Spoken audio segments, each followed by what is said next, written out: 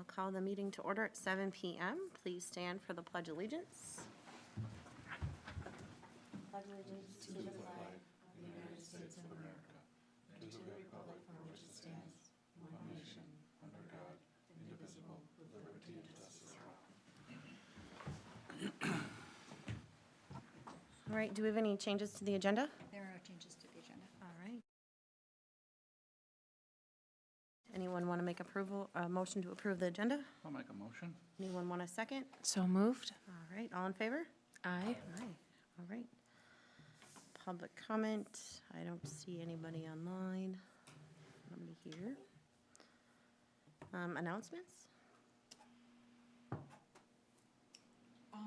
One announcement is, I know that you know because you're at the city council meeting, but Rich Revering, who has been the city engineer for more than 20 years, is stepping into a secondary role as he transitions towards retirement. And Luke is now city engineer. All right. Welcome. Nice to meet you. Joining here. Luke's been shadowing Rich at all of our meetings, and so he's very much involved in what's going on behind the scenes anyways for the last year to 2 years. Yeah, At least. I'm trying to think of how long it has been. Around there. A couple Well, years, yeah. A couple years, yeah. So Excellent. it'll be easy transition. Okay. All right, approval of the minutes. Consider approval of the following minutes for November 25th, 2025. I didn't notice anything. I don't know if anybody else did. We did not. No? Anyone want to make a motion? I'll make a motion. Anyone want a second? All right, all in favor? Aye. Okay, public hearings. Consider amendments to Title 11-25 of the City Code concerning residential lot standards. Okay. I'm going to share a really quick PowerPoint. Your mic. Share there. Yeah, is everybody's mic on? I had a heck of a time at the last meeting because, or doing the minutes for the last meeting because of mics. So, I haven't done minutes for a long time, so now I know how important it is to keep the mics on. Okay, starting the PowerPoint here. Researching minimum lot sizes has been on the agenda for quite a while. It was really first the research was first introduced at the October Planning Commission meeting, where we reviewed Met Council policies and influence on density, some research for builder and developer feedback, research of other city standards, and the history of lot sizes in Elko New Market. That was at the October meeting. At that time, the commission expressed support for reducing lot standards in the R2 district and providing more flexibility where R2 zoning would be allowed. At the November Planning Commission meeting, draft ordinance was presented, one that was exclusively what I just described, and then an additional one that also provided reduction in lot standards in the R3 district. That one was a little more, controversial at this with the Planning Commission. So that is, taken off the table tonight. The Planning Commission at that November meeting did direct a public hearing on just the standards for the R2 district. So that is what is before you tonight. Just outlining some of the changes. This is a change for the purpose of the district. And this is where it really opens up where that R2 zoning district would be allowed. Purpose of the district would be to provide single-family dwelling units at relatively dense urban scale in areas of the community that do not contain unique physical features or environmentally sensitive areas. And then here are the proposed standards. The current standard is the lot area for R2 is 8,400 square feet. That would be reduced to 8,125 square feet. Lot width is currently 70 feet, would be reduced to 65 feet. The ordinance doesn't explicitly contain a lot depth currently, but if you just do the math with 8,400 divided by 70, that is 120-foot lot depth. So there was some discussion about that at the last meeting of, a range between 120 and 130, and we ended up publishing at 125-foot depth. The front setback is currently 30, would be reduced by this ordinance to 25 foot. Side setback would remain at 7, and then the front corner side setback, this is for a corner lot, would be reduced by 5 feet. The rear setback would remain at 30 feet. The changes just described are reflected here in this draft ordinance, which was published for the public hearing and is posted on the city's website. Hey, Renee, I think there's a word missing on the last, under the introduction, the last, reduce the front corner lot setback from 25 to 20. Should be lot side setback. Corner lot side setback, not front. Under the first paragraph, under the introduction, on the packet. Okay, I'm not following you. Can you just help me again? The first page of the packet of Okay. the agenda you're on, it's under introduction, and there's all the bullet points, the last bullet point in the first one. Okay, Read it how it says it on the packet. It does not say what it says up on the other thing. okay. I don't have the packet up, but Oh, I can, Okay. sorry about that. Let me.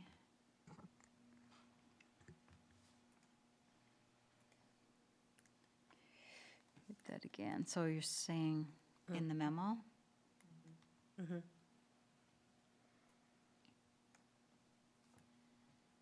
Sure, where it says front/corner. Yes. it's Okay. meant corner side setback, Yeah, it's missing a word. corners, yeah. Okay, yeah, I'm following you. Yeah. But I think, yeah, it's on the, if it's for a corner lot, it would be I know, I'm just saying that if you're gonna Yep. have this, for the city Yeah. councilors. yeah, Gotcha. we'll just Okay. make the note. Okay, makes sense.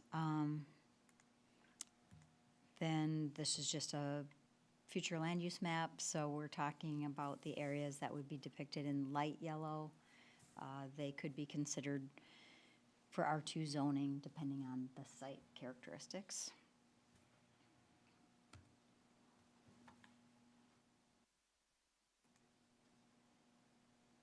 Oops. And this is just a zoning map.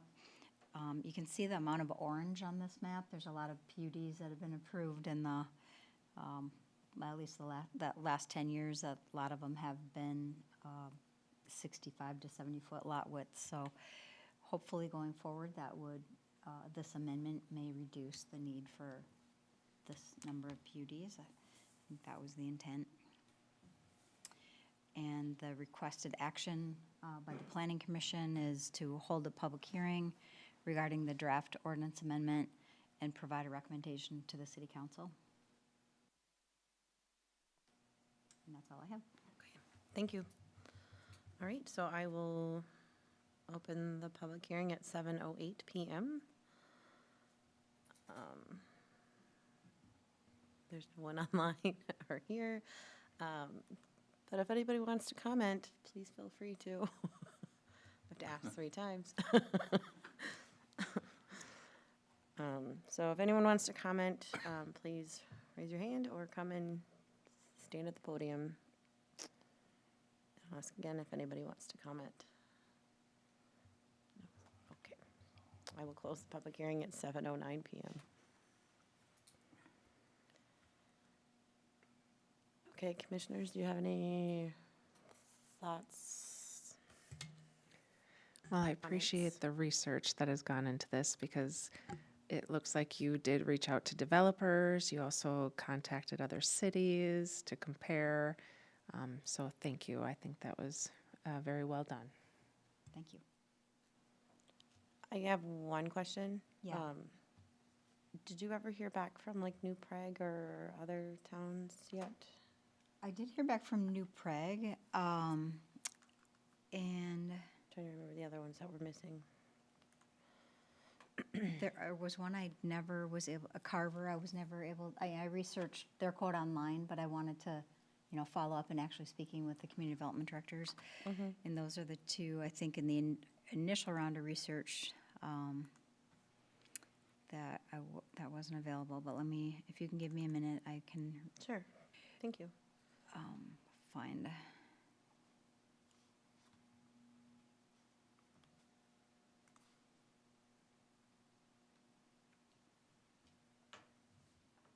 So it doesn't matter that the 120 is not listed in there from the previous, No, we because you can would add strike it out anyway, so. We would add it. Huh. Yeah, or we Under C here, under your lot area width setback, under the Yeah. other. and we're proposing to add it Yep. to make it, a little more mandatory to have that lot depth. I mean, it might be, No, everything else you had the crossed out one, except for that one. because it didn't currently exist in the code. Oh, There wasn't a minimum lot depth in the code. There was a the minimum- square footage. There was a minimum square footage and a minimum width, Oh, but say there was a lot that they went wider on, then they could go shallower on the depth. oh, I see. So now we're gonna have a minimum. Yes. Is that needed, you think, or? It's up to you. If there was a lot that went a little wider, they could go shallower in depth. Because we had it out of there for a reason in the past, I'm guessing. I've seen it both ways in other cities' ordinances, and when I was doing my research, it's one thing that some cities have a minimum lot depth and some don't. It was Yeah. a little bit all over the board. But. Yeah. Okay. Back to Are we this. worried about developers coming in and wanting to develop like micro lots?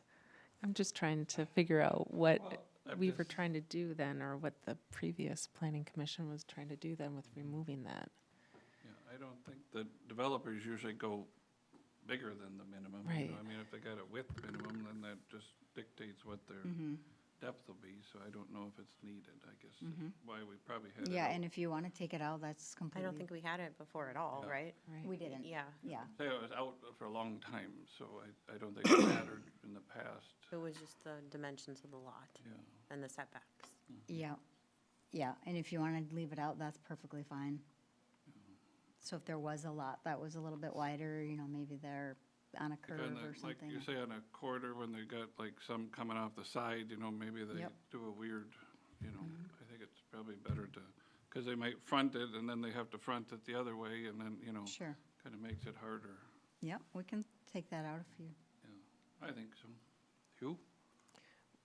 Well, my hope is to make it easier for staff to process these requests, yeah, I so suppose yes. it's one less thing that we would have to look at, but we'd be looking at the area, and when a developer submits the preliminary plat, they usually have the square footage of every lot, and then the lot width at the building setback line. That's where we measure the lot width at. Okay. I'm still getting to Nicole's question. Where you might see that, where like the depth might control is like, for instance, at the end of a cul-de-sac where it's like an interior cul-de-sac where you have houses abutting the backside of it. Yep. If it fans out like that, you'll be able to get your area and your width, but then your depth is likely a little shallower, so, Oh, Yeah, I'm thinking like space between the houses that butt up back to back. Yep. Yeah, so there's more green space rather than house upon house. Okay, I'm going to just read you my notes from the discussion with Planning Director Ken Ondich from the City of New Prague. He noted that they are currently working on updating their minimum lot standards. They currently have a draft ordinance. This would have been in November. So they have very similar districts to us. Their R1 district, minimum lot size 8,300 square feet and minimum lot width 60 feet. 7-foot side setbacks. There are R2 district, minimum lot size 7,500 square feet, minimum lot width 55 feet, 7-foot side yards. Then R3, minimum lot size 6,200, minimum lot width 50 feet, 7-foot side setbacks, all with front setbacks of 25.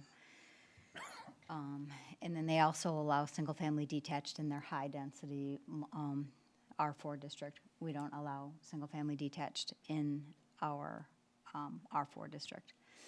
So that was what was, it had been through the Planning Commission for review, but it hadn't been adopted yet. Okay. In November, it may now be. Okay. And they didn't say anything about the lot depth? No, Okay. they didn't. I don't believe that they have a minimum lot depth in New Prague. Okay. I did speak with, I think the other ones were in the original report, except I was never able to get a hold of Carver's Community Development Director. If there's any cities that you'd specifically like me to review the discussions with the staff, I can do that.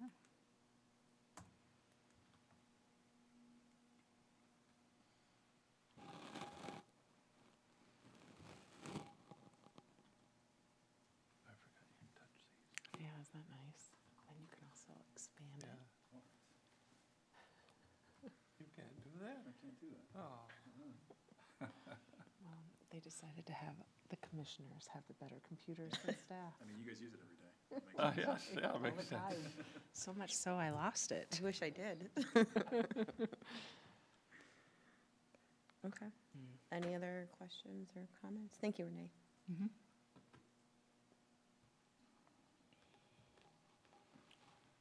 No, I think that's good.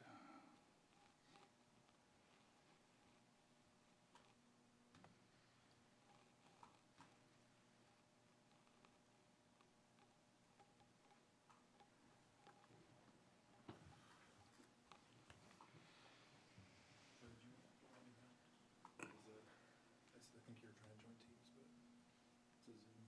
I sent you the Zoom link just now over email, so let me know if you need to resend it.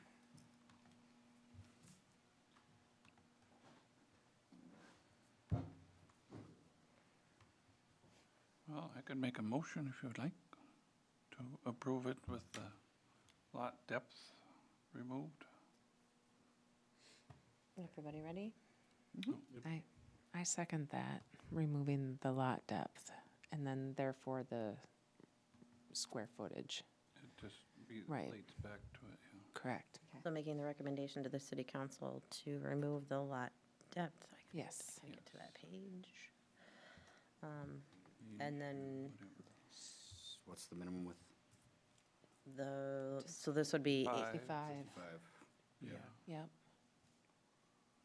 so it'd be 65, front yard 25, first side Side 7 and to 20. 7 and Yeah. 20. Total square footage 8125.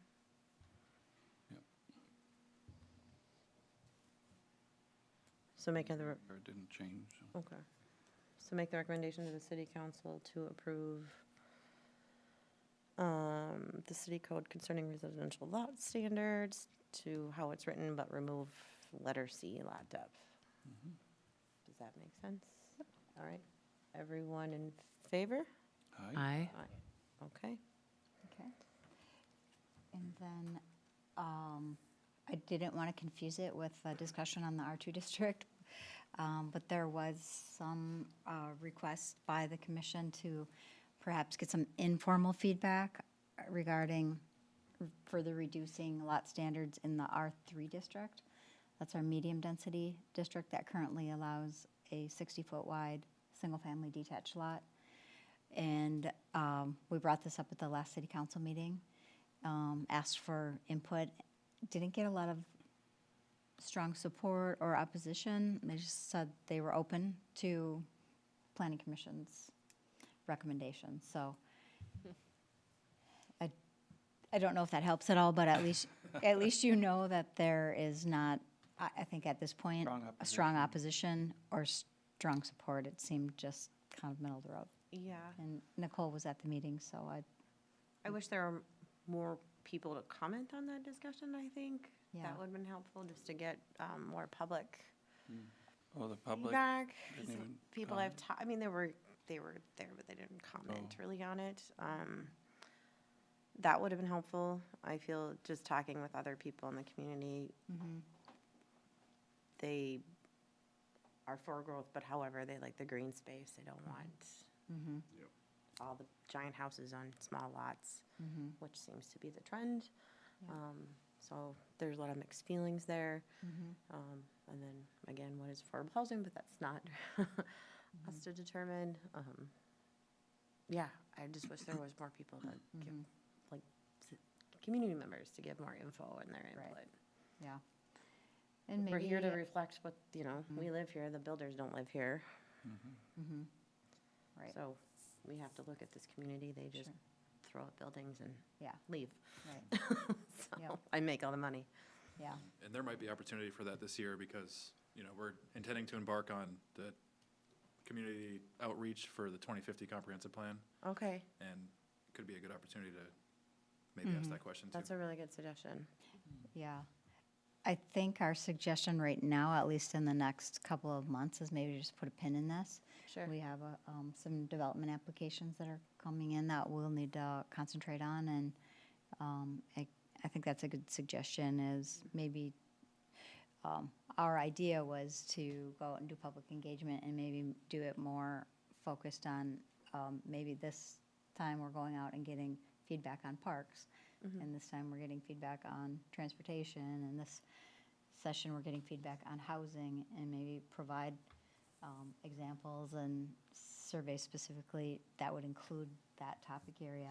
I think Try- that's a good idea. Okay.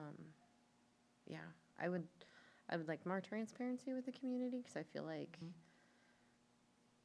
not that we haven't been transparent, but I feel like they feel like there Yeah. isn't transparency, and Sure. then there's Yeah. like this controversial things that don't need to happen. So I feel like if we get more info from them, and then they feel heard, and we can take into consideration when we're making these recommendations. I agree with you. And historically, from what I've seen, is we could invite people and ask them to come, but if they don't come, I agree. they don't come. And I I feel think we've done a good job, though, really, in the past with, like, our last comp plan. I swear, we did not have less than 5 open houses, and they were very well advertised. And then when Niagara came up, it's like, well, your opportunity was 2 years ago. We had already talked about this, and I feel like the Niagara thing, I feel like that drive and how that happened and all, all the feelings with that might strike some more discussion around this. Just because before that, it was just kind of, us doing our thing and quiet, and then that really boosted people's interest and paying attention. I agree with you. We've done a good job with being transparent and throwing it out there, and we can't right. make them come, but And with Niagara too, though, the trend is, NDAs right away from the beginning. So that's the other part that we struggled with, and I know staff did too. And that's the trend moving forward. So correct. yeah. We didn't sign any NDAs. Oh, you didn't for Niagara? Okay, interesting. Brand X for a while. It's, there's suggestions out there that we may have, but we did not. You didn't. Okay. And even if a city would sign an NDA, they're still subject to Minnesota statute regarding public data, so we would have to disclose it anyways. Right. I just feel like it would be a good thing. Build some more cohesion with the community members. Yeah, I'm hearing what you're saying, it's good. I would do more Facebook posts on the neighborhood pages. People tend to be pretty vocal on there, so. It's easier, and To be vocal on. people are more confident, Yeah, so. Well, how whether would you- good or bad, they're What would you confident. do the sizing, though? I mean, would you share, like, I would- this area was designed with this size, this area was designed with, I mean, so they can, if they live there, they know what their lot Yeah. sizes are? I mean, people Give wouldn't 'em- know, they wouldn't have a clue, I mean, it's, oh yeah, my house is on my lot, that's all I know, so. Yeah, no, yeah. Or Yeah, give we- them comparisons to like, I was just over in Carver, Yeah. looking at the stuff there, and they're the 65 lot sizes, and it's, give them what they need to see, And I think aerial views would be helpful. and like street views too. Yeah. Yeah, I think people are visual, so Yeah. I don't think they can grasp a concept of, would you support a 50-foot lot? Yep. They need to see a picture An of aerial view of like how close the houses would be, and then maybe both the street view and an aerial Yeah. view, yeah. I think that'd be, You're gonna get pretty vocal people if they're 50 and 55, 60-foot lots. I feel the same, but I Yep. don't want to speak for everybody, so. But I think that if they all have the same setback on the sides, I mean, it's gonna be what it is. I mean, if you got a 7-foot side setback, does it change much on those? Or was it 7 foot on those proposed? Some cities are at Okay. 5-foot side setback. We haven't suggested that as staff. I mean, it's currently, we would propose it at 7, or show it at 7, or, you know, I mean, it's not much different than a wider lot with a wider house, it's just a deeper house, you know, I mean, visually, I don't think you would notice much with how close they are together, because they'd be the same distance apart. It's just a longer house compared to a deeper house. That's what I see, so. Okay. Some people like all garage, and the house behind the garage, so, Some people don't want yard, yeah, so, no mowing, so. exactly. So I, If I say, give me a 5,000 square foot lot like Minneapolis. Okay. Okay, so we did make the motion on that. We're ready to move on, I think. General business, discuss and adopt planning commission goals and priorities for 2026. Sounds good. I put together a small presentation on it. I'll attempt to share it, but my internet is barely working, so we'll see how this goes.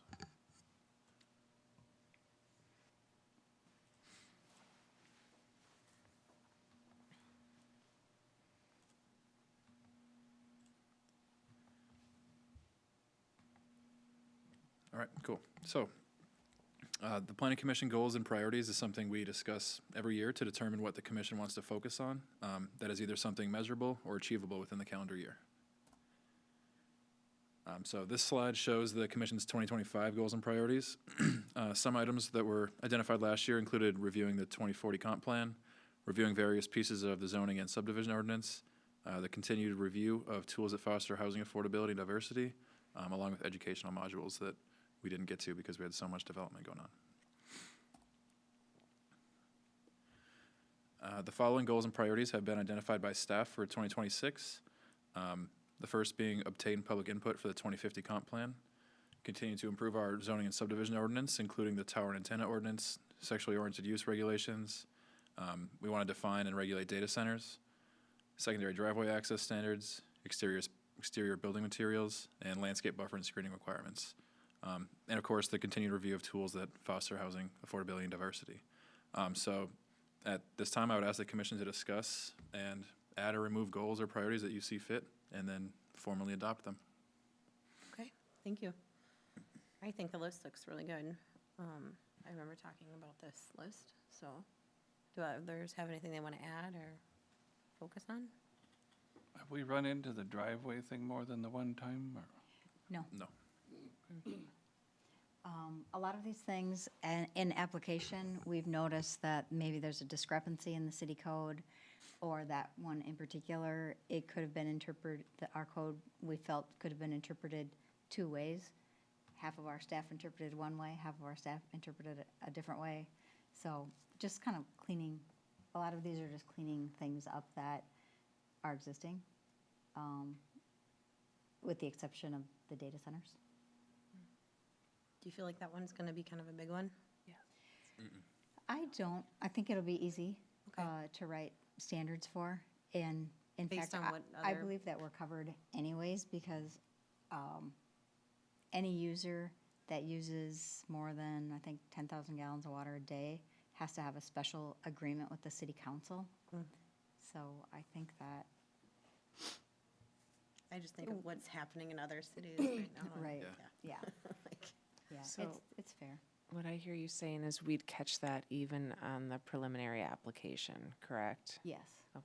Yeah, if today, so we have land in Park I-35, for example, that is zoned industrial, and today we would have to classify it as a warehousing and distribution center. It's just a data warehousing and distribution center, which is a permitted use today in that I-1 zoning district. But they need to go to city council to get permission to use excess water and enter into a formal agreement with them. And quite honestly, we don't have the water today. That- Yeah, I was thinking about that too, because of Niagara and, Yeah. yeah, okay, So we would have to deny them today. sure, okay. Right. I think the list looks good, so I'm willing to adopt the list as written. Perfect. Do you want a motion, or what are you looking for? Yes. Okay. All right, I'll move the motion. All right, I will second. All in favor? Aye. Okay, thank you. All right, miscellaneous, 2025 Planning Commissioner report, accomplishment. Sounds good. I'll just breeze through the memo you guys had in your packet. So the next few slides will review the work we accomplished last year, beginning with the adopted ordinance amendments. We made a variety of changes to our code, including fences, cannabis, accessory structures, and street standards. We also adopted our we also discussed our recreational vehicle ordinance, minimum lot sizes, and other miscellaneous city code cleanup items. And we also identified a bunch that we want to look forward to in November as well. And we reviewed multiple land use applications, so we approved the rezoning of Park I-35, rezoning of 641 Main. We approved PUD and preliminary plat for Boulder Point 8th Edition, approved PUD, preliminary and final plat for Highlands at Eagle View, and I think we're expecting to see maybe a second edition soon.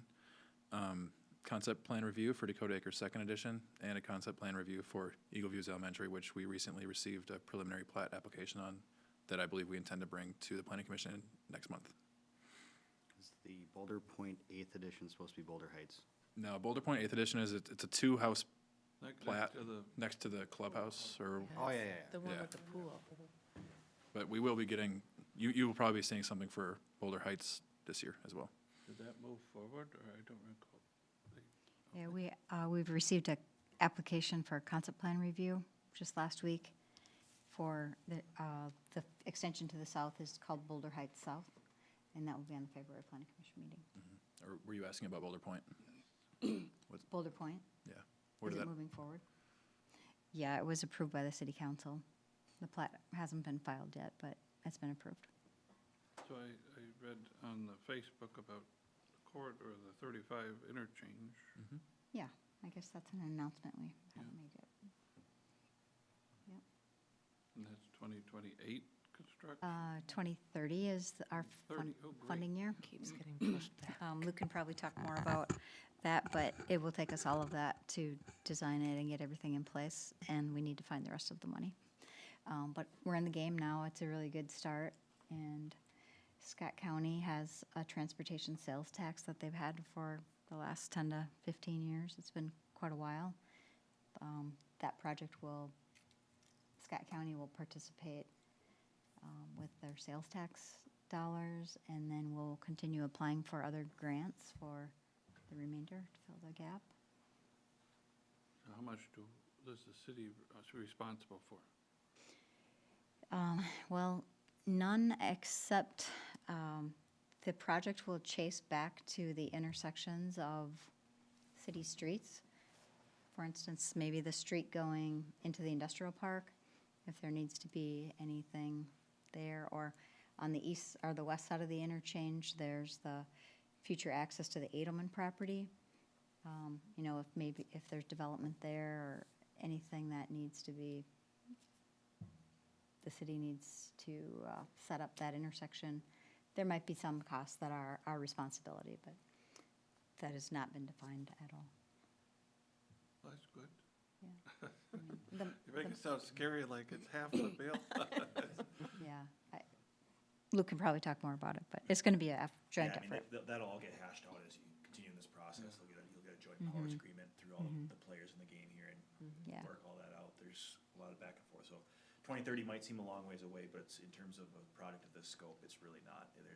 Things will have to start moving here, and they will move quick in terms of a project of this magnitude. So, first thing is, getting those first dollars in the door are huge, because nobody wants to be the first, because they don't want to have their money sitting there and not know if something's going to happen. But once people start committing money, it starts funneling in typically, because people want to see a project and be a part of a project and see it done.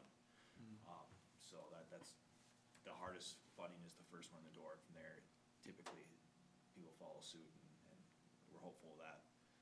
So critical point right now is more kind of just getting everybody on the same page, and then starting in on the design. Is the critical point now is starting to progress that, to understand what the project costs are, what do we need all for funding, that kind of stuff. Yeah, we really don't know the total project cost right now. I mean, in our heads, we have a range, but until we do the design, we're not gonna know. Is it gonna be like similar to what we saw in the past? We believe so, Okay. yeah. A diverging diamond, is Yeah. that what we're looking at? We believe so.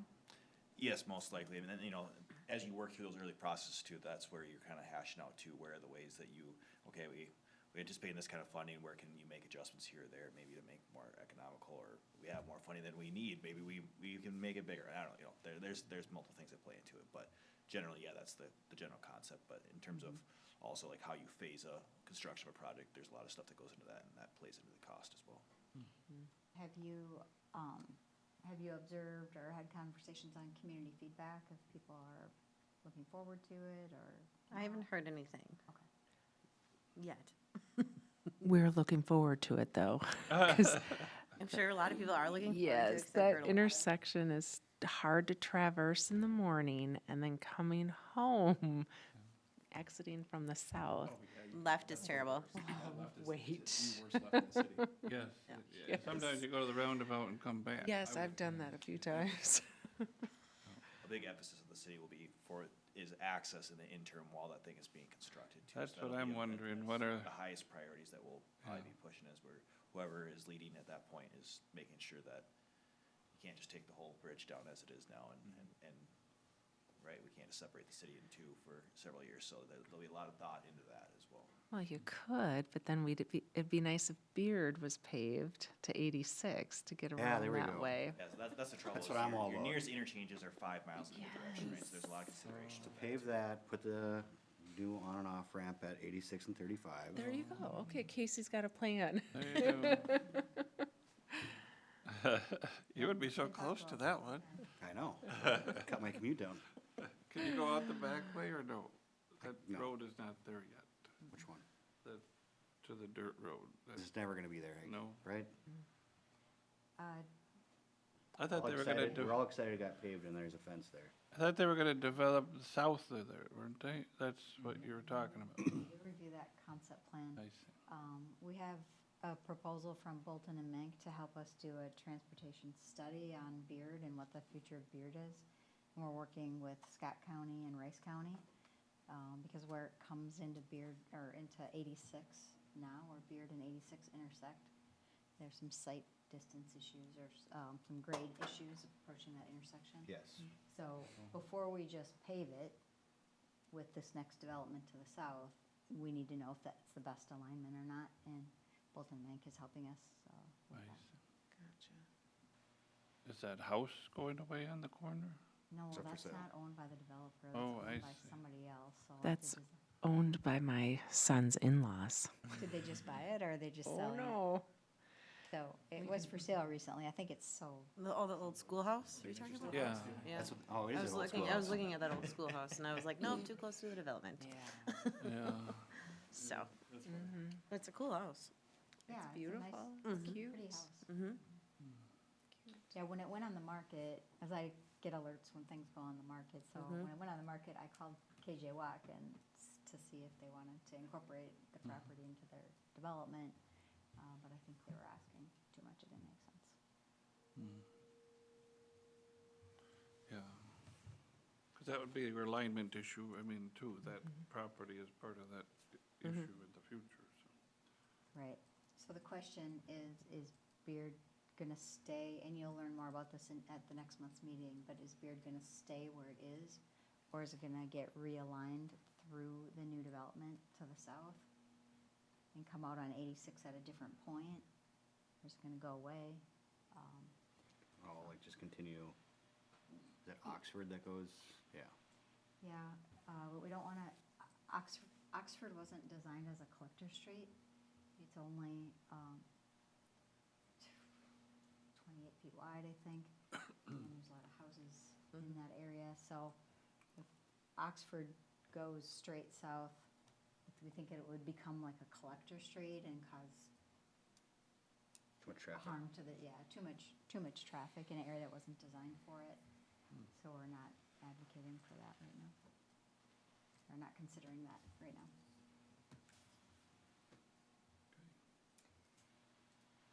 Any other updates? I don't think so. I think we touched on the concept plan that will be at the next meeting. We do have our zoning and preliminary plat on Eagle View Meadows out by the school, and the interchange funding. Yeah, I guess one other update would be, we're still in the search for a new community development director. The application window closes next Friday. No luck so far, and no applications yet, so we'll see. Okay. Yeah. We'll see how that goes. This is our third round of advertising. Who is that for? What's that? Who is that replacing? I'm Renee, she's trying to retire. retiring? Well, She's trying Just kidding. kind of succession planning, so I'll Oh. just take a more secondary role for as long as it makes sense. I see. And then somebody else will be in charge. Fine. All right. Good luck. Thanks. Spread the word on your LinkedIn, sir. Yeah, so we posted on LinkedIn and Facebook and APA website. Yeah. Indeed. I don't know what. Newspapers, No, I don't know. it's definitely not a thing anymore. I'm still surprised new papers exist at all, so you had me if you wanted to. They have them. Do. All right, anybody else have anything? No? Anyone want to make a motion to adjourn? I'll make a motion. Anyone want a second? I'll second. All right, all in favor? Aye. All right, meeting adjourned at 7:42 PM.